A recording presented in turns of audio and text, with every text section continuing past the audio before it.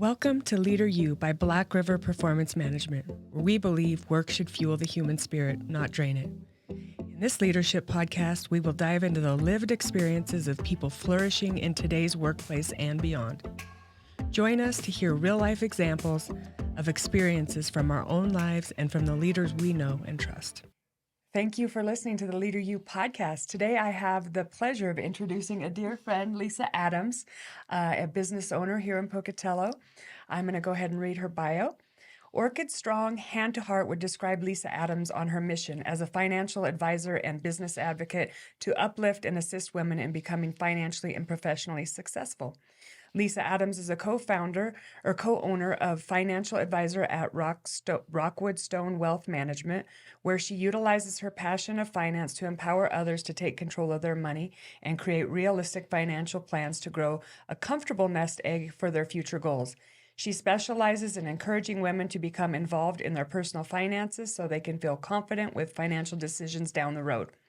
Lisa is also the co-founder of Business Women of Pocatello, where she advocates for local business women to get involved with each other's professions, cheer for one another, and encourage women to commit to leadership roles within their companies as well as the local community.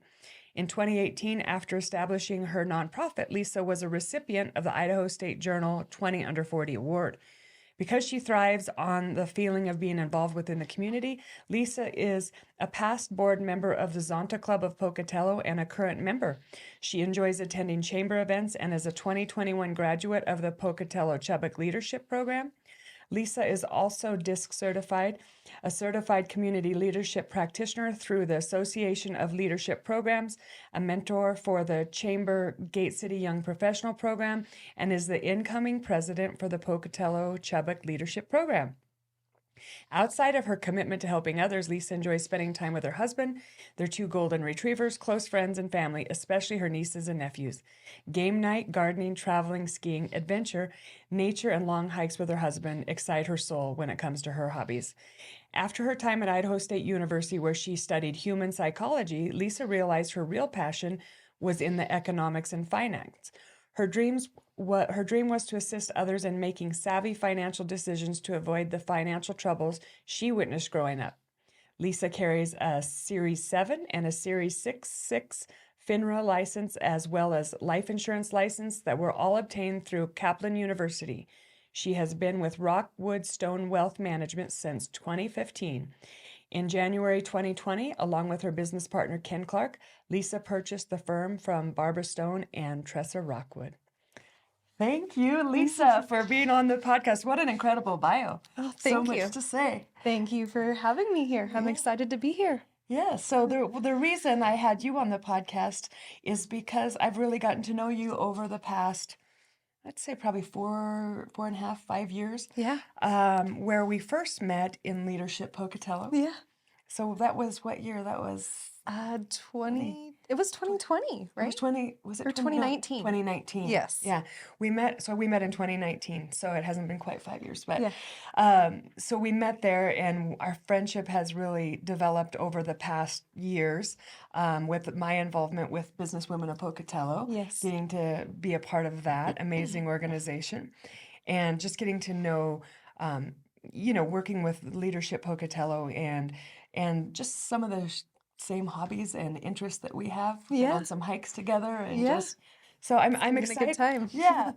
I see you as a real self-starter, especially someone younger that has really pushed the envelope and really worked towards professionalism and really showing community support and being involved in not just yourself, but in community and in where you live, invested. So today we're going to talk about the leadership competency, self-starting. And you are a self-starter. So how did you get all of that? How did you get that started? Well, I guess it would stem from my childhood, just the way that I grew up. I grew up just having to take care of things constantly, and take care of my sister and take care of my family and help in that aspect. My parents unfortunately struggled with addiction for a while, and so it left a lot of responsibility up to me. And so I just seemed to be ingrained in me at a young age of just get things done. And if you don't, then you won't eat and you won't have clothes. You won't, be able to be taken care of. So, Yep. I can relate. yes. Very relatable. And I think that is kind of a curse when we're younger, but might be a little bit of a blessing as we're older. Yeah. I see kids too often now that get so much done for them, they have no ability to be a self-starter because they've never had to do anything. Yeah, I agree. I agree that demeanor has definitely changed. Yeah. So. Yeah. So, do you think you're living in your purpose now with what you're doing? It sounds by your bio. Yeah, I absolutely love what I do. It's always just my goal and my passion to help other people, which is why I originally went to school for psychology. I thought I wanted to be a therapist, and I had thought, maybe I can do this in another way, and come to find out, being a financial advisor, I am a little bit of a therapist as well, which I love. I love to be able to know people, and the personal part of their life as well, and help them through that. And what better way to really help them thrive than through finances? It's the most important thing in everybody's life, whether you want to admit it or not. So Financial therapy. yes, The I will be your financial therapist. financial therapist. That's a great name. If you're looking to improve your finances, I can tell you that I've worked with Lisa in this area, and she's a wealth of knowledge in that. So let's talk about, we had a conversation yesterday when I was visiting you about finances. Yeah. And one of the things we were talking about is mentoring and helping others, and not seeing as much self-starting as we'd like in mentorship. So what are some of the things that you think get in the way of being a self-starter? Um, I think some of it could be lack of confidence, or lack in ability, or a lot of people have a lot of fears that I think hold them back, and it's sometimes very hard for them to communicate, what's truly going on in their head, and sometimes, that makes them retreat and not communicate at all, rather than just being open and honest and say, "Hey, I'm going through something, and I'm going to have to push pause, or I need your support, or whatever it may be, or I'm feeling overwhelmed, whatever the reason is." So I see that a lot with my coaching clients too. I see a lack of ability to communicate their needs yes. and hide from them. Maybe just kind of bury their head in the sand and pretend it'll all go away, rather than taking the accountability to say, I need some help, or I need to take a break, or Yeah. I can't meet you, and just not showing up for the appointment, or Yep. saying they forgot. Sometimes life does happen and they really do forget, but you start to notice over time if there's a pattern with somebody. Exactly. Yeah. And when it happens consistently, then there's a little bit of lack of integrity there. Yes. And Yes. so then you're left as a mentor-mentee relationship to decide if this is something you want to carry forward. Absolutely. Yeah, I've been in situations like that with, mentorships that I've done, and as well as just even my own clients at some points. So it's, communication is the best thing that you can possibly do during, any point in time, whether that be I just don't want to do this anymore, or I'm going through a rough time, or I need more support, or we need to go in a different direction. So I think fear is one of the big things too, like you said, like just not wanting people not to like them. yeah. So maybe I don't want them to not like me, so I'll just kind of avoid it. Yeah, yeah. Which in turn ends up doing the opposite, because then the other person doesn't feel respected, or that, their value is appreciated. Right. So, Yeah, definitely. Whenever that's happened to me and somebody has kind of like ghosted me on an appointment or something, and not even reached out to say I need to cancel today, just sure. no showing. I just feel like sometimes they're not valuing my time, or but it's not necessarily about me. It's generally about them not being able to articulate it or communicate it in a way, and it usually is fear-based of what the other person's going to think of them. Absolutely. I agree. What you were saying is it actually has that counterintuitive effect. And I think oftentimes they think you can't see through it. Sure. Yeah, they think that we've never been around the block or made those mistakes ourselves or Yeah. so. So as if like, oh, they won't notice. Like I'll just make excuses. And it's like, we know you can tell an excuse when it hmm becomes a pattern. So, all right. So excuses, fear, lack of confidence, all of those things are roadblocks to being a self-starter. And then, like you said, habits and ways of being when you were growing up Sure. played a role in how you started to become more of a self-starter. What are some of the other things early in your career that helped you to start creating habits in your work life? Because sometimes it's not translatable from like food and shelter and taking care of your Oh, sure. siblings to getting that report in or filing your license or showing up to appointments on time. Absolutely. So really for me, it's all about making a list of priorities and making my priorities non-negotiable, which took a really long time to be pretty strict with that, because you can make a list of priorities, but if you actually don't follow through or you allow um, outside uh, what is the word I'm looking for? Outside interference or distractions Yeah. essentially get in the way, then your list of priority goes out the window. So for me, understanding what the actual goal is and making a list of priorities that will help you reach that goal, and then really making the effort to do your list. You can plan all you want, but if you don't get out of bed and do the work, then it'll never get done. And Mhm. that's where self-starting is very important. If you say, for example, I would like to be healthier, but you never actually take the steps to go to the grocery store and buy the right foods or make it to the gym on time, or make it to the gym at all, then you're not going to get results. So you can't sit down and expect it to be done for you. That's not how it works. Yeah, absolutely. I think about those habits and setting those lists and those priorities. And I think a lot of people struggle with that early on. Like, I don't even know what I want. I just know what I don't want. Like, Exactly. so really taking some time to reflect on what are your goals? What would you like to see? What is the life you want to create? What would your ideal schedule look like? And hmm sometimes when we're working in a job, and not an entrepreneur, like in a role in an hmm organization, a lot of that stuff's lined out for us. Yes. But it's a big difference when you step into the role of entrepreneurial. Like that self-starting is going to be super important hmm to be successful. Absolutely. I don't think that my clients would appreciate if I didn't show up to an appointment, or I didn't do what I was said I was going to do, or be prepared for a meeting. So, if you want your clients and you want to build a successful business, for example, you have to put in the work. You have to Mhm. do the work. And you can't cancel on them last minute No, consistently. I mean, yeah, you have to sometimes, commit. Yeah. yeah, hmm sometimes things do come up and there's life or death situations, but Yes.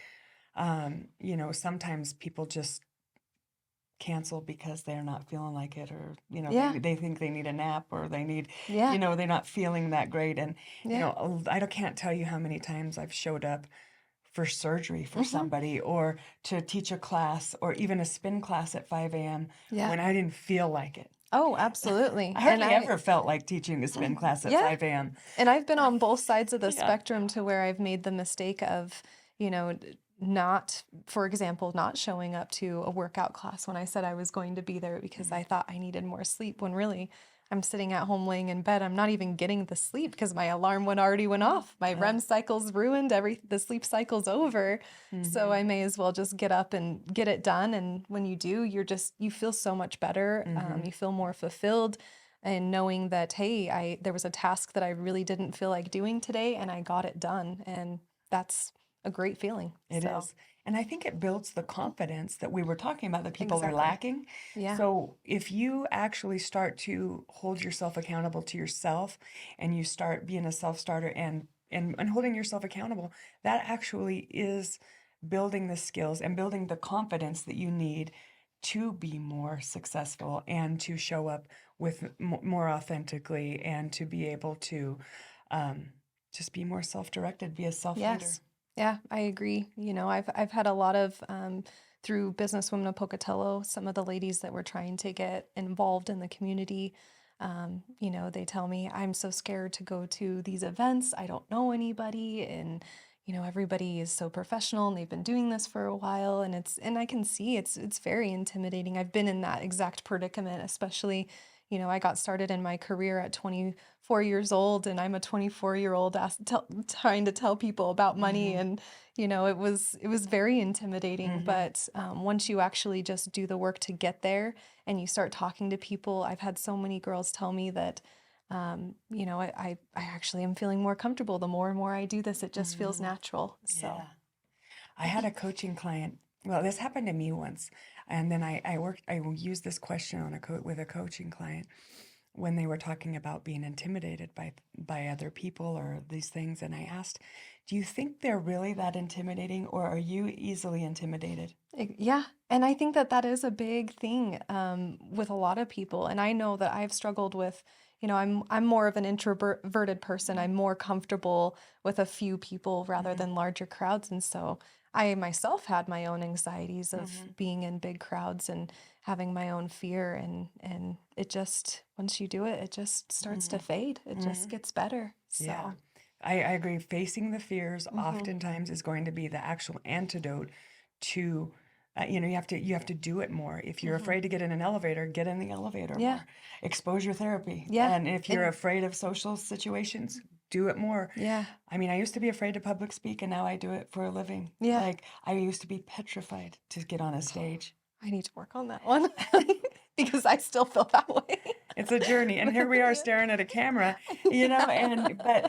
but it's like after you do it over and over and over again, I'm not gonna say the fear never goes away, but it's not as paralyzing. No, it's not. And you just start to realize that it's not as bad as you make it up to be in your head. And Hmm. and I think especially women, and not that men don't struggle with the same confidence Mm. issues, but I feel like especially women, we are constantly just tearing ourselves down in our head. And so it makes it even more petrifying to do something that we're not particularly comfortable with. Hmm. So, Or we think about that people are thinking about us and yes. what we're wearing and what we're doing and if we look stupid and all that stuff. And the reality is that's a lie. Yeah. Nobody's thinking about you. Hmm. They're Yeah. thinking about themselves and Yeah. what they are wearing and what they're Hmm. insecure about. And they're thinking about what you're thinking Think- about them. So, yeah, it's just everyone has the same exact fears, and if you go into it with knowing that people are just people, Mhm, and most of the time they're wonderful to talk to, and mhm. it's okay. So, Yeah, and I think if you go in authentic and not trying to pretend like you're somebody oh, you're not, yes. if you just Yes. go in and be yourself, you're more likely to be accepted than when you show up Hmm. in an inauthentic way and you're trying to be approved of or anything else. Just Exactly. be yourself. Everyone else is taken. I Yeah. love that saying. Yes. And I think that that is something, authenticity has a huge role in it. No matter what you're trying to do in your life, if you're not being authentic, people will see right through that. And anybody that is starting out will probably go through a little phase of being a person that they think other people want to see. Hmm. And myself included, I did that. And I found once I started being myself and being authentic and reaching out to people that I would like to work with, and I think that our personalities would mesh well with, and I was just myself, I actually was a lot more successful. Hmm. And I agree. instead of pretending to be this perfect person that never makes a mistake or never has problems. So I think authenticity is extremely important, regardless of any goal that you're trying to achieve, whether that's business or, trying to change a habit. Or have a So, build a friendship, right? yes. Oh, Abs- friendship especially. yeah. So, I love that. Actually, it's one of my values, is authenticity. yeah. And I think that it does take some time and to close the gap between your front stage self and your backstage self. Yes. Yes. And when there's a big gap between who you are and who you portray to people, that's when you feel the worst inside. Oh, absolutely. And Hmm. so if you can start to close that gap and show up to people as you are, and I don't mean like rude or condescending, like that's just how I am. I don't mean that. So I No. don't There's mean that. tact. There's There's tact. tact that's important Yeah. too. So what I mean is not being fake. Yes. When I'm talking about authenticity, because authenticity means different things to people, but what I see it as is being true to yourself and not being what you think other people want you to be. Yes. Not living by other people's script. Performing as yourself, not as the script you think that the world has for you. Yes. I completely agree. And you'll find that you'll flourish so much more if you're just being authentic with tact. Yeah, with tact. It's not like, well, that's how I am, so just deal with Yeah. it. She told me how to be authentic. Exactly. I did, but I told you also not to be a jerk. Yeah. Yeah. Don't be a jerk. Have Yeah. some tact. Yeah. Be respectful, but definitely don't hide who you are on the inside because it's only going to hurt you. Not only with the people that you surround yourself with, you could even surround yourself with the wrong kind of people by pretending to be something that you're not. But internally, it makes a difference when you don't feel like, oh, when I go here, I have to just be this other person. That's emotionally draining. It is. So, And it's living outside of your values if you value authenticity. So, so whenever you live outside your values, you're not going to be aligning with your purpose and you're not going to be feeling very good inside. yeah. And that's when we have a misalignment. And so identifying those values, like, Oh, that's important. is super important. And it's part of being a self-starter because you have to take time to do it. Yeah, you have to sit down and really think about what are my values, what are my goals that align with these values, and what are the steps that I'm going to take to get there, and what are my non-negotiables with people that I surround myself with, or just any other outside interference that can come in. Yes. I find that many people know what they don't like, Yes. but they don't know what they do. They don't know how to communicate their needs. Yes. What I need. What I need from you is this. What I could use. I need help. That is a vulnerable space to ask for help. And I think one of our tenets at Black River is that vulnerability does not equal weakness. Yes. We believe it's actually a strength. And actually no relationship can be built without trust, which requires vulnerability. Absolutely. And so putting yourself out there is vulnerability. Like being authentic is a vulnerable step. I agree.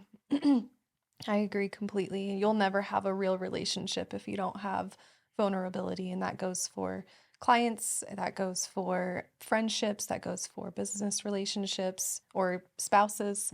So if you want to build that trust and a foundation for a good long-term relationship, you have to have some vulnerability and be willing to share that. And then that will build a bond and trust, and you'll have likely a good relationship. Yeah, hopefully one that can stand the test of time. Exactly, yeah. So you'll build some good friends. So yesterday, another thing that came up, and I'm just so excited about the stuff we talked about. We caught up yesterday. We talked about real friends versus deal friends. And I think when you are vulnerable and you're sharing and you know someone's heart, you start to really build real friends. Yes. And those are the kind of people that you would actually tell that you're hurting and what you need and how you could be supported and would call if you needed to get bailed out of jail. Yeah, I agree. Hopefully that call will not happen. But yes. Those are the friends we're talking about. Those are the kind of friends that you really want. And I think it takes a long time to really build those good foundational friendships that or relationships in general. It just takes a lot of time, and it takes a lot of weeding out and really learning over time what kind of friends you do want. And that can change over time as your goals change too, because maybe you have great friends and they were really good to you, but you're moving into a different season in life where you can't take them with you. And it's unfortunate. It's not to say that, you can't keep that friendship going, but there are just certain particular times, just someone in their early 20s, for example, as they start getting into their mid 20s, they're probably not going to hang out with those party friends. And there's nothing wrong with those friends. They were probably great friends, but as you get older, that's not the lifestyle that you particularly want anymore. Yeah. So, And you really do have to surround yourself with those people that you want to emulate and that are lifting you up. yeah. Not to say that you're not there for the friends that need you when they reach out, but I think being part of a self-starter is being vulnerable enough to ask somebody to lunch, to ask them for coffee, to ask them for their number.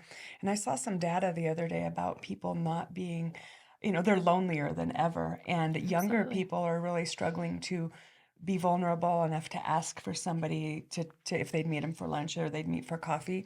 So if any of the listeners are listening, I just would like to put out a challenge that you step outside that comfort zone and make an initiative to be a self-starter, to try to collect a few friends. And that means you have to be a little bit vulnerable and you need to try to connect with people. And I'm not going to say that sometimes some of them won't hurt you eventually. I mean, Yeah. we've all been through that as well. Absolutely. Or Yeah. been the person that's hurt people. I mean, we're all human beings, but you start to find out who's kind of really your cheerleader, who's happy to see you shine, who's there to clap for you when you're successful, or who's there to tear you down when they see you in the spotlight. Yeah. And sometimes, it's no shade on anybody that, is a seasonal friend that maybe in the past, sometimes it's just a matter of what you said. You don't feel like you're supported or cheered by them.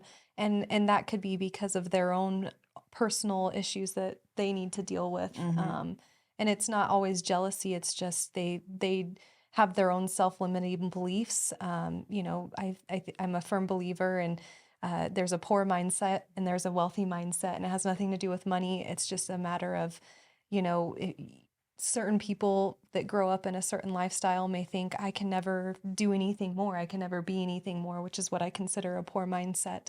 And learning to change that mindset is extremely difficult. But if you read enough books and surround yourself by quality people and put yourself in situations where you can get around those quality people, and that's where self-starting is going to take effect, because you have to go to a new event, go to somewhere where, hey, maybe I enjoy tennis. Let me try tennis. And then you meet friends that are in tennis and Pickleball. I'm on that. I'm into that. Exactly. I just started that. Yeah. Different things that you would never normally try. Zumba. Yes, Zumba. Spin class for Yeah. me, when I did spin classes Yeah. with you, that was something that was out of my realm, and I loved it. And I made new friendships, Right. so, and relationships. So Yeah, it's doing the scary things, the hard, scary things the first time. Brene Brown calls them the FFTs. I won't tell you what that stands for if you Look want it to look it up.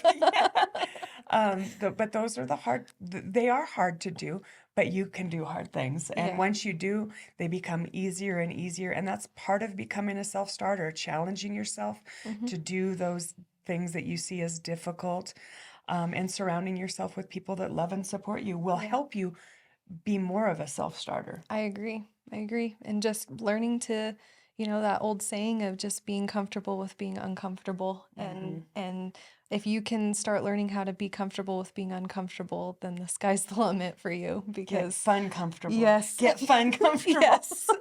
Make it fun. Exactly. And if you're out and about and you are trying to form that, for example, and we keep talking about relationships because I feel like a lot of it has to go with that, but if you do find yourself, hey, I made a mistake, or I goofed a word, or I didn't mean to say that sentence that way, just tell them, because that goes back to being authentic. They'll appreciate it and say, oh, well, they're human. Yeah. Good grief, Yeah. I've been not even taking out some of the mistakes in the podcast recently because I want people to know that, nothing's perfect. And also being vulnerable. Like I shared in a podcast earlier that I really messed it up with my daughter this week, like she needed me in a moment to hold grace and space, and I really just went into fix it mode. Yeah. Instead of holding that space, and I had to own it, and then I had to say, I can do better. I can do better. Like, give me another chance, and I know what I did, and now I wanna redo. Can I have a redo? And she's like, yes. And she yelled at me, or scolded me a little bit, and I was like, okay, I deserved it. Now let's move on. But I imagine if I didn't own that, how much I could have hurt her and how much I could have shut a door Yeah. for communication and for her to come to me next time. Yeah, and that communication is perfect, if you, and it goes on both sides, if you feel you may have hurt somebody, reach out and just apologize and try to work that out, and own up to it. We're human, we make mistakes, we're all learning, we're a work in progress, and it's okay. And if you're the person that you maybe feel hurt, you should let someone know. Let them know that they hurt you, or you had a misunderstanding or miscommunication, and get it worked out, because usually it is a miscommunication in the usually most of is. the part. And so if you work that out and let people know, hey, what did you mean by this when you said this, or stuff like that, it'll really help your relationships too. Yeah, because we all perceive things differently. And oftentimes people aren't trying to hurt us or go against us. That's just our perception. And so it is important to go directly to that person and not talk about the person. One of the things that my husband is really talks about and does a lot of blogs on is feedback equals love. Yes. And feedback is part of that. Being a self-starter is giving a person feedback. And difficult conversations are a challenge for people. But to go to the person and say, hey, this hurt my feelings, or I didn't like when you said this, because when you go around them and talk about them, it's not loving, it's not kind, No. and it's inauthentic. Yeah, and you're not going to fix that relationship, because at that point you've just lost trust, you've lost the vulnerability, you've lost the bond, and that's much harder to repair than just work it out with that person. And generally, when you go to that person and you have the difficult conversation that makes you sick, that you don't want to have, but when you finally have it, you usually find out that that's not what that person intended. Yeah. It's how it came out and it's how you perceived it. But that they didn't have ill intention. They generally said something and it hit one of your triggers, which is something that is yours to work through, or they have said something that you perceived a certain way, but it's just that wasn't the intent. No. And I truly believe 90% of the time people are out to hurt you. There are the 10% out there that are horrible people, but you don't come across them as often as you think you do. Right. So Yeah, I think there's a lot of good people trying to do a lot of good things. And whenever we take it negatively or against us, it's generally our ego. yes. Yep. And I think it's normal to have one of those too. Oh, we all have one. So don't beat yourself Yeah. if you do have an ego or your pride gets everybody in the does. way, because it does for everybody too. Everybody has an ego. It's are we self-aware enough to know when it's hindering us? Exactly. And that takes a lot of work as well, and self-starting and reflection and being honest with yourself, being honest with who you are and what you're doing and what you say. So and being able to take feedback from yeah, others. absolutely. Which is also very difficult, but It is. once you learn how to take the feedback and know, that it is constructive and that people just genuinely care about you versus trying to tear you down, that's a beautiful place to be, because it will make you stronger. For sure. And if people do come to you with feedback, they generally care about you. They're not talking to you with feedback or bringing it to you to put you down. If they are talking about you, that's more derogatory behavior. But if they come to you with a concern and say, hey, I felt this way, I think you could do better, I didn't appreciate, whatever they say, they're generally coming to you to make amends and to create a space where you can restart over and you can have some grace, some forgiveness, some caring, some authenticity. Real, deep, meaningful relationships require that. Yep. And that's not to say too that there aren't those people out there that are trying to bring you down. There are those people too, and we've all come across them, and that goes back to learning to surround yourself with the right people. If you're constantly getting negative feedback and it's never good feedback as well, as to go along with the negative, or I shouldn't even call it negative, but if they're constantly only just telling you bad things, then it's probably a good sign that it's not coming from a place of love anymore. Well, the research actually shows from the Gottman Institute that it's a 5-to-1 ratio. Yeah. They can even they can predict how people will stay married, how long they'll stay married by That's watching them. interesting. So in the workplace too, so having 5 to 1, so 5 positive interactions to Hmm. 1 negative interaction. Wow. So keep in self-starting, appreciating others. Hmm. Also, when you give the feedback, make sure that you're giving 5 to 1, 5 Yes. good ones to 1 negative. Yes. I love that. That's Yeah. great. So I've that's through never heard that before. the John Gottman Institute. They have a bunch of research on that, and they have the 4 Horsemen and all kinds of stuff that you could go dig into on that. So Wow. Okay. That's when you're interesting. self-starting, Yeah. you go check out that website. I probably will, just out of interest. Right. So, Yeah. So as you've been working through your career, what have been some of the things you've learned the hard way, as it relates to self-starting? well, I remember when I first got started in my career, you meet with 3 to 4 clients a day sometimes, and if you're not taking notes and writing things down, you will absolutely forget. And and there was a time that, a trade didn't get done for a client and cash didn't go out, and it was all resolved, and the client was so sweet, and it was fine. It was an honest mistake. I think it was like my second day from being licensed, and Barbara and Tressa were letting me start making trades, and Mhm. we were in a meeting, and they said, "Did you take the notes?" And I said, "I've got it in my head. I'll be good. I have a great memory."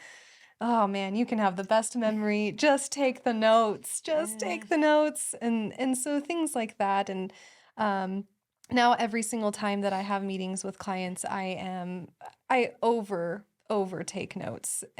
I want to know every single conversation we had.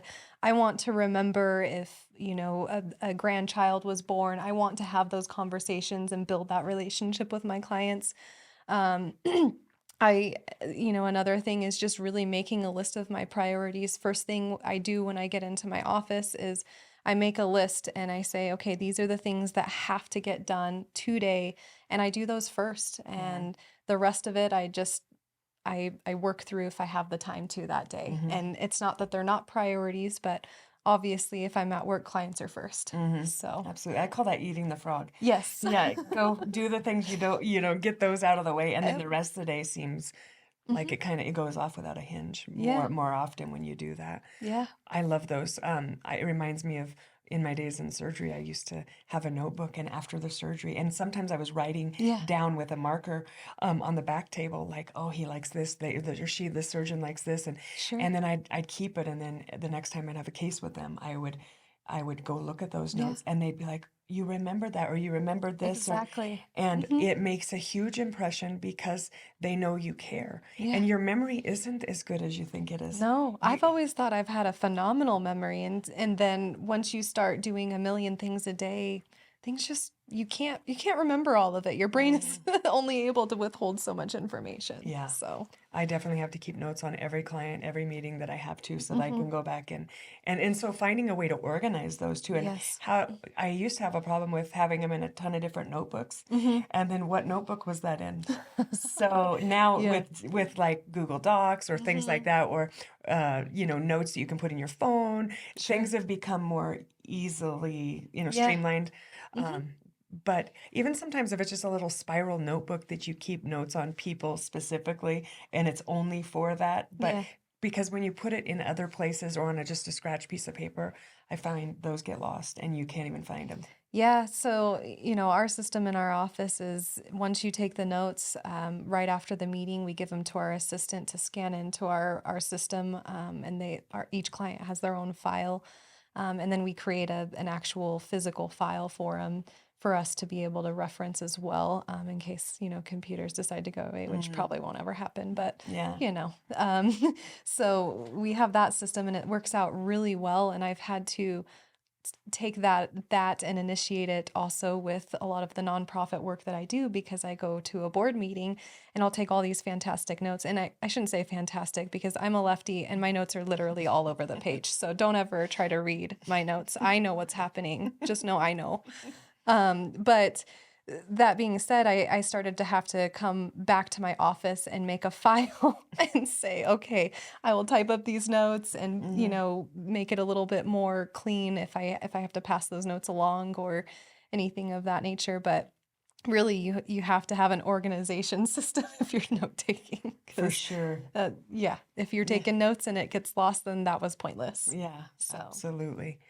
All right. So, what are some tips or gifts you'd like to leave with our listeners? Those were pretty good already, but I'm sure you have a few more under your sleeve. Right? Really, one of the things I would always like to say to people is your past does not define your future. And I know that sounds so cliche, but it's something that's very meaningful and powerful to me as someone that came from a past that set me up to fail, essentially.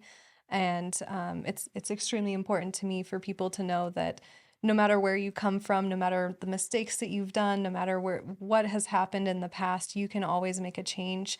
And if you want it enough, you'll make it happen. Your goals really need to fuel you more than the desire of not wanting to put in the work.